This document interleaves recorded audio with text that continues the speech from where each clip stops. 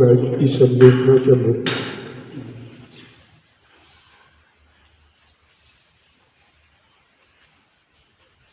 उसी बीच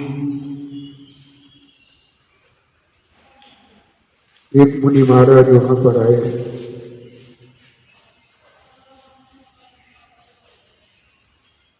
इसी उद्देश्य से आए थे।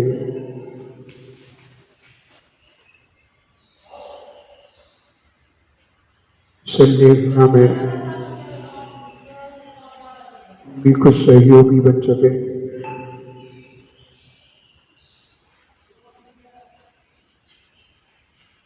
और वे एकाहारी उपवास करते थे।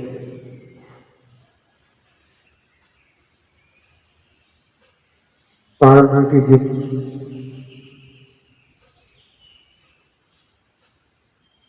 उन्हें जो है प्रकृति के विरुद्ध आहार मिल गया।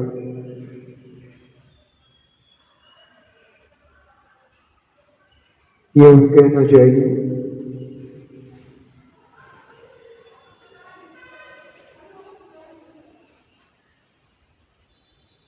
कि आहार के बाद कैसा कितना भोजन किया जाता है, इसका उनको विचार नहीं आया।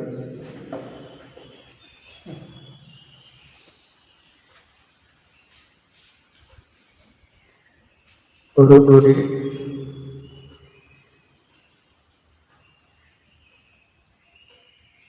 कल भी उपवास करना है,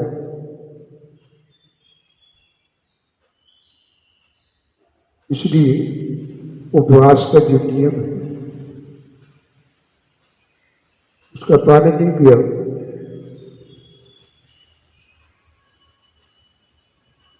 पारणा के दिन कितना कैसा भोजन किया जाता है वो विचार नहीं करते थे। इसका परिणाम ये हुआ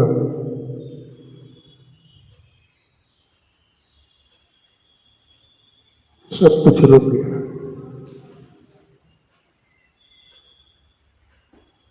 ना अपान वायु आ रही थी, न कोई डकार आगे आ रही। मैंने सब कुछ रुक गया।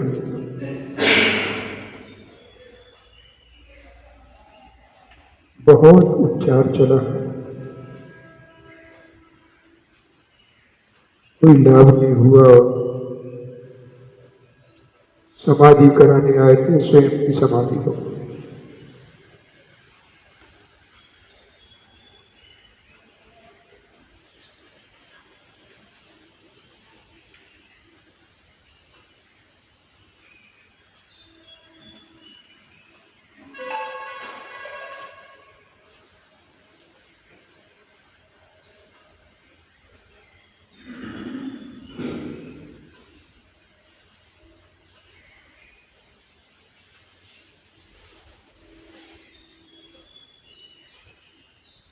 आचार्य महाराज जब नगर में थे,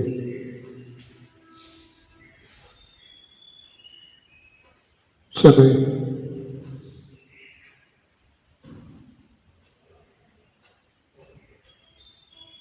4 समाधियां हुई थी।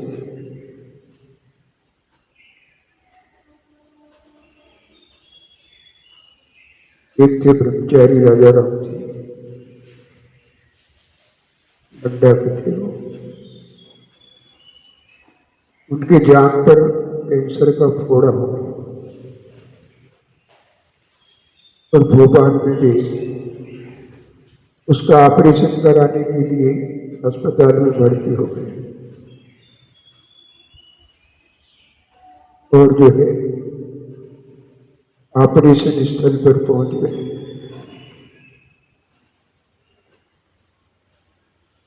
बिस्तर पर लेट गए।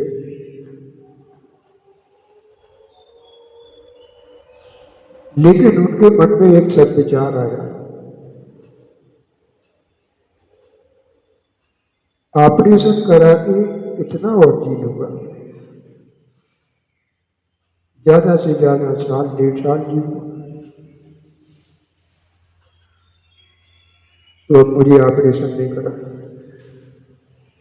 जबकि ऑपरेशन की सारी तैयारी।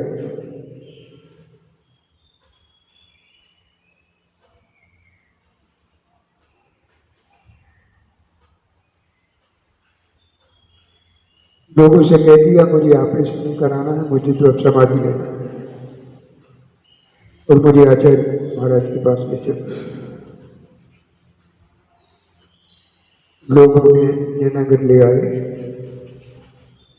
वो महाराज से निवेदन करते हैं, महाराज मुझे मुनि बना और मेरी समाधि करो।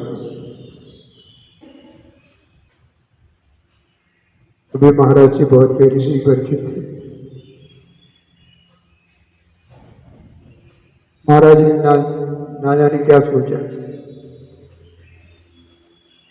और उनके कहे अनुसार उन्हें मुनि बना दिया। लेखनाचार्य,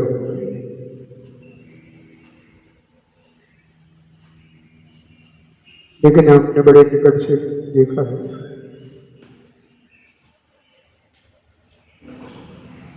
साधना के अभाव में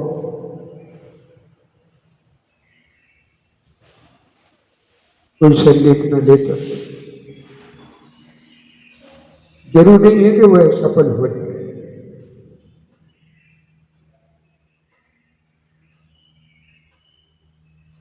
और देखा गया हर 10-5 मिनट में उनको करवट बदलवाना पड़ता। देर हो जाए तो उनके अंदर से चेहरे से संक्लेश का झलक, संक्लेश परिणाम।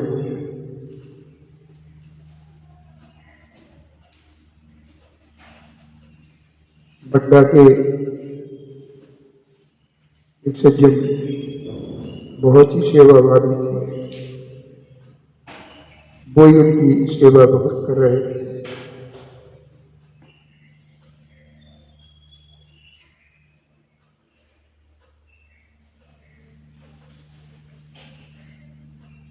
तो उनको देखा तो महाराज के मुंह से शांति ज्ञान सागर के महाराज के बारे में सुना।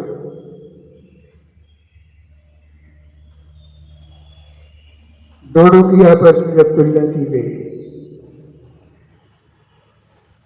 साधना के अभाव में जहां संक्लेश परिणाम देखे गए, वहीं साधना के सद्भाव में जो है अंतिम तीन दिन तक ज्ञान सागर महाराज एक करवट से ले गए, करवट में। ऐसी साधना हो, कब से साधना की होगी, और जब कोई उन्हें कुछ सुनाने जाता था,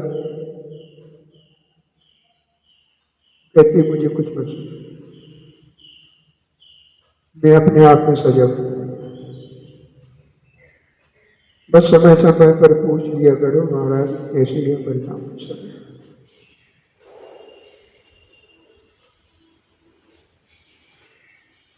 इसे कहते हैं उत्कृष्ट संलेख।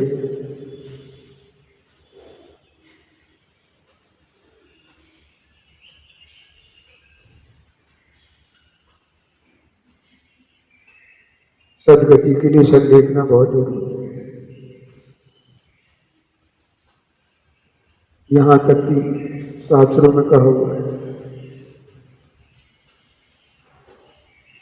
जो एक बार संलेखना वर्ण कर लेता है उसका संसार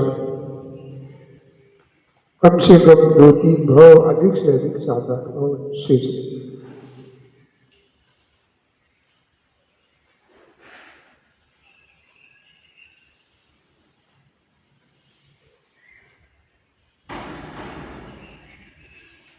मोक्ष मार्ग किसका नाम है? अनुकूलता का नाम मोक्ष।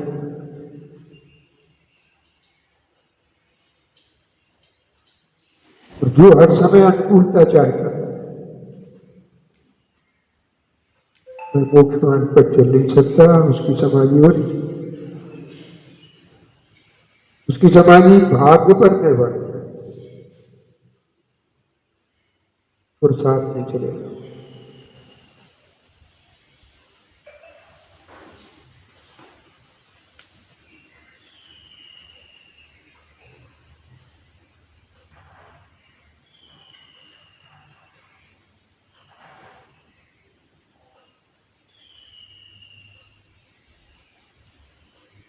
अभी जो कुछ कहा गया है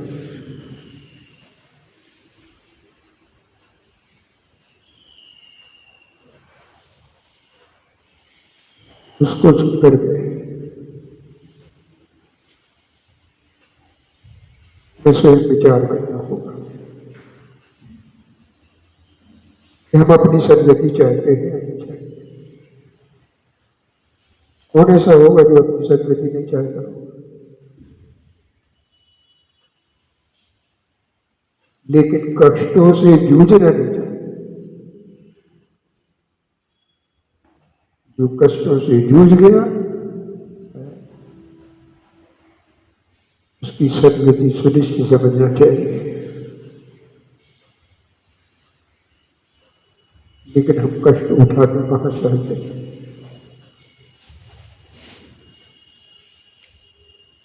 थोड़ी सी प्रतिकूलता आई और हमने आलम्बन ले लिया। जैसे हमें प्यास की वेदना आई हमने झट पानी पी लिया, भूख की वेदना हुई हमने खा लिया, ठंडी का अनुभव हुआ हमने व्यवस्था कर ली, गर्मी का अनुभव हुआ हमने व्यवस्था कर ली।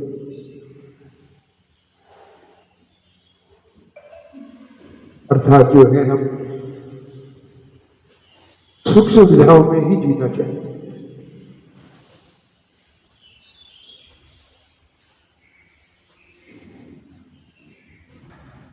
हिंदू लोग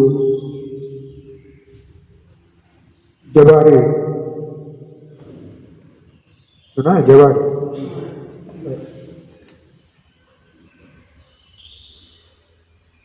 ये नवदुर्गा आती उस समय वो जवारे होते हैं, अर्थात जवा बोते हैं और जवा जवा के जो पौधा होता है वो जवारे।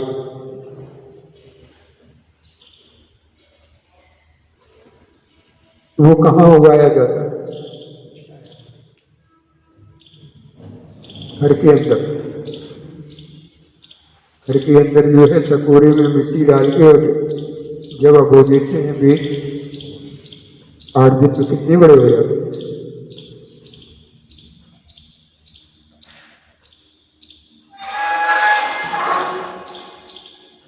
लगभग जो है हाथ भर के हो जाते हैं। लेकिन वो कैसे होते? उनका रंग कैसा हो, उनमें मजबूती कितनी हुई? तो सुख सुविधाओं में रह करके जो है पैदा हुआ है, पला पोसा बड़ा हुआ, उसमें जो है कितनी सहनशीलता हो। यदि उसी के चकोरे को जो उठाकर बाहर रख दिया जाए, धूप पड़ते ही सूख जाए, हवा चलते ही गिर जाए।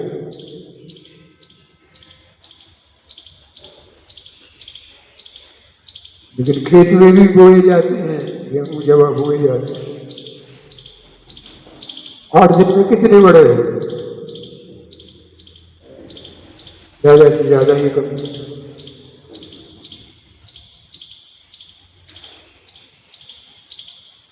लेकिन हवा नहीं, तूफान भी चले, सूर्य की 30 सेकंड में भी पड़ जाए, उसे कुछ फर्क पड़ता है? क्यों? क्योंकि वह उसने जन्म जो लिया है प्रतिकूलताओं में ही लिया, प्रतिकूलता में ही वह पला पसा पड़ा हुआ, इसलिए सारी बाधाओं को सह, इससे हमें सबक लेना चाहिए।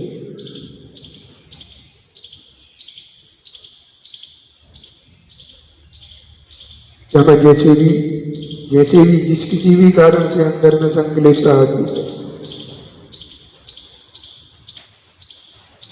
उस प्रतिकूलता से जूझ नहीं पाते हैं, साधन के कारण। अरे जब तक जो है आपके पुण्य का हो जाए, सुख सुविधाएं जुटा लेंगे। जरूरी है कि आपका पुण्य हमेशा वैसे बना रहे, वैसे पुण्य का अवसान होगा तो आपको संकलेशता से कोई नहीं बचा।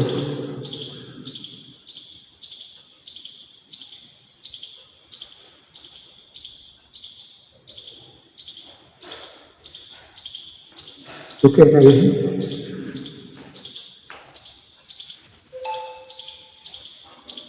आत्मा की दृष्टि से और शरीर की दृष्टि से, दोनों ही दृष्टियों से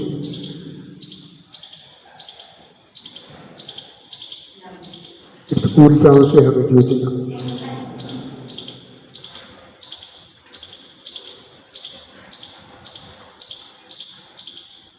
जब वृद्धावस्था आती है, अपने आप ही जो है सहनशीलता जब आपने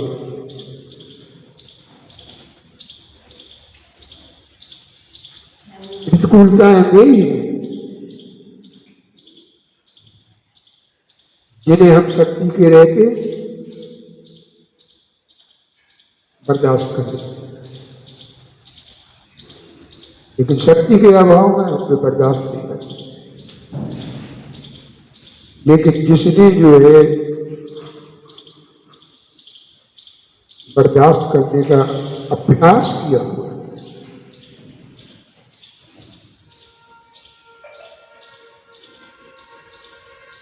इस विषय पर लिखा भी है समाधि समीक्षा में।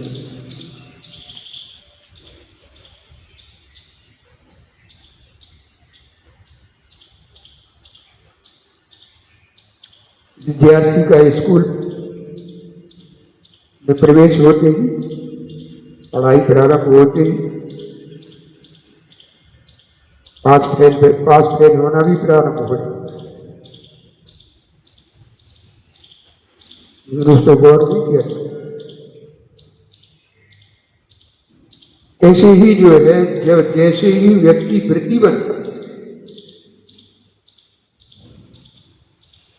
समाधि प्रारंभ हो जाती, वृत्ति बनते ही समाधि प्रारंभ हो जाती। जैसे कि गर्भ में जन्म हो, गर्भ से जन्म लेते ही मृत्यु प्रारंभ हो जाती है। हर क्षण होने वाली मृत्यु को हम मृत्यु कहते का। इसी प्रकार जो है जैसे ही हम वृत्ति बनते हैं, हमारी संलेखना चालू हो जाती है, लेकिन उसे संलेखना नहीं कहा। हम तो जो है वृद्धावस्था पर टाल देते हैं कि वृद्धावस्था में होगी संलेखना, अभी से क्या करना है। और हम जो है कोई भी कष्ट सहन नहीं करना चाहिए, किसी भी प्रकार का कष्ट हो। जरूरी है कि हम अंत समय में संकलेशता से अपने आप को बचा लें। प्रति संकलेश भाव हमारे घोर सब सागर।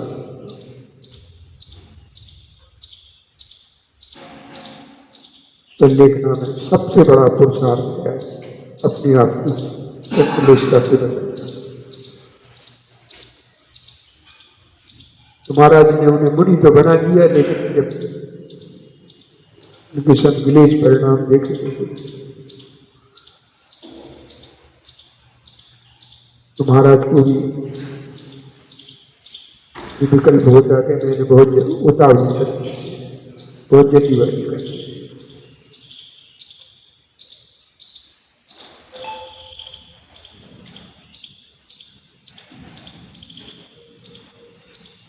समय हो गया था।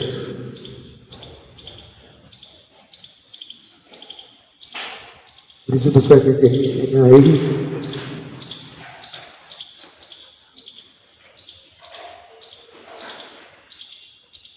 गृहस्थों के लिए भी समाधि वर्ण बताया गया, साधुओं के लिए तो बताया ही है।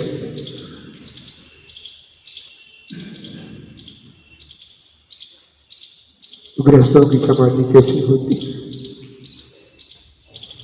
साधुओं की समाधि कैसी होती। अभी बहुत निकट से देखा एक साधु को, जिसकी उम्र 106 साल।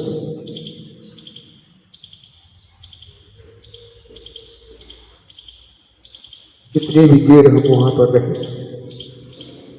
कभी उनके अंदर से आह नहीं। उनकी उस दशा को देख करके ईश्वरी में जैनित वर्णी की जो समाधि हुई थी उसकी याद आ जाती। समाधि भूत ऐसे ये कभी किसी के आधीन नहीं हुए, पराधीन नहीं हुए। वो तो बात भी कर लेते थे, लेकिन यदि उन्हें कोई शंका होती थी स्वयं उठ के जाते। साथ साथ जो है स्वयं नहाते, उसके बिना में अपनी शुद्धि नहीं समझते। लेकिन जब संलेखनावत का संकल्प लिया उन्होंने तो वो महाराज जी छुड़वा दिया, तो नहाने की आवश्यकता। मैं उनके बगल में बैठा था, उसी समय वे उठे और आचार्य महाराज के पास पहुंचे। कहने लगे महाराज ऐसा लगता है जैसे मेरी आत्मा का खिंचाव हो, शरीर से आत्मा का खिंचाव हो। महाराज ने कहा चिंता मत करो, सब ठीक हो जाए।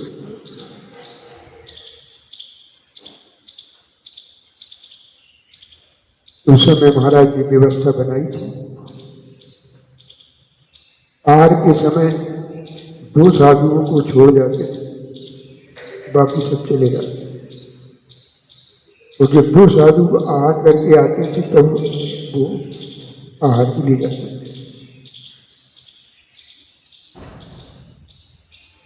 तो हम और समाधि साधक आहार करके आ गए। और उस समय ऐसी ही गर्मी का समय था। उन्हें मंदिर के नीचे तलघराता जैसा है, दोपहर में उनको वहां ले जाया जाता। और हम लोग उनको लेकर के तलघरे में पहुंचे, उन्हें लिटाया था कि उनकी आंखें देख कर मुझे लगा कि अब ज्यादा समय। उन्होंने कहा समाधि साधक जी जाओ महाराज को लेकर आओ। लेकिन आप ही जाओ।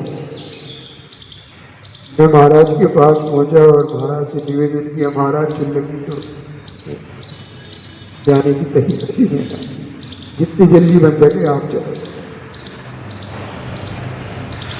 महाराज उठ करके आए और महाराज के पास बैठे कि बस जैसे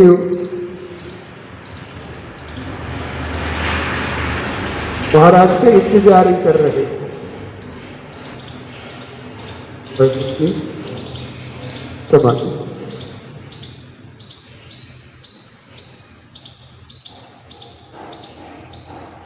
सभी संघ के लोगों को बड़ी संतुष्टि हुई। हम लोगों के द्वारा की जाने वाली सेवा सार्थक हो।